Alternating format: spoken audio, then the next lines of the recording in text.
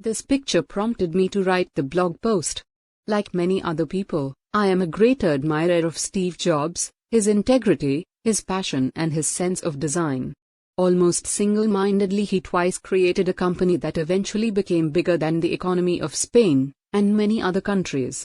Having grown up away from computers, I personally experienced his genius much later in my life than most people did. Only when I installed a very expensive and clunky hard drive-based music system in one of my cars I found out in a few months that his company had released a much more compact, mobile, versatile, far superior iPod, which made my costly and clunky install redundant.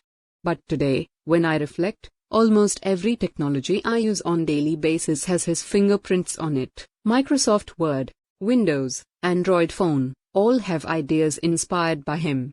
It was his misfortune that the look and feel was something that could never be patented. Shows you how useless the patent laws really are when they protect what is not worth protecting and give no protection to what is worth protecting the most. When I wrote my book The 5-Star Business Network, I used Apple as a shining example of the first star, innovation. The collaborative approach to innovation that Steve Jobs pioneered, and that is epitomized in the quotation above, was worth emulating.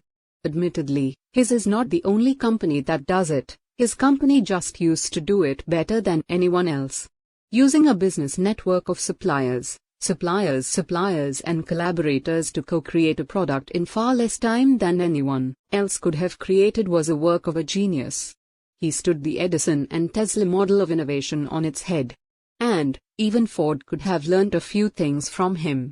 What surprises me most is that despite the overwhelming evidence and a clear role model, why most companies still cannot get their act together when they sit back to create products that their customers would worship. Why do they still settle for shoddy GM cars, or pills that do more harm than good? I will end this blog with a quotation from Steve Jobs' biography by Walter Isaacson, because he believed that Apple's great advantage was its integration of the whole widget, from design to hardware to software to content. He wanted all departments at the company to work together in parallel. The phrases he used were deep collaboration and concurrent engineering. Instead of a development process in which a product would be passed sequentially from engineering to design to manufacturing to marketing and distribution, these various departments collaborated simultaneously.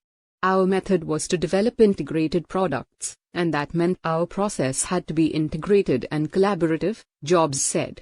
He called it deep collaboration and we call it supply chain 3.0. Hopefully, we will have a lot more time to put it into practice. This tribute to the great man has been cooking up in my brain for a long time. The world is a much better place, for he was in it for a few brief decades. You cannot say that about too many people. Disclaimer: I never had, and do not currently own, any shares in Apple.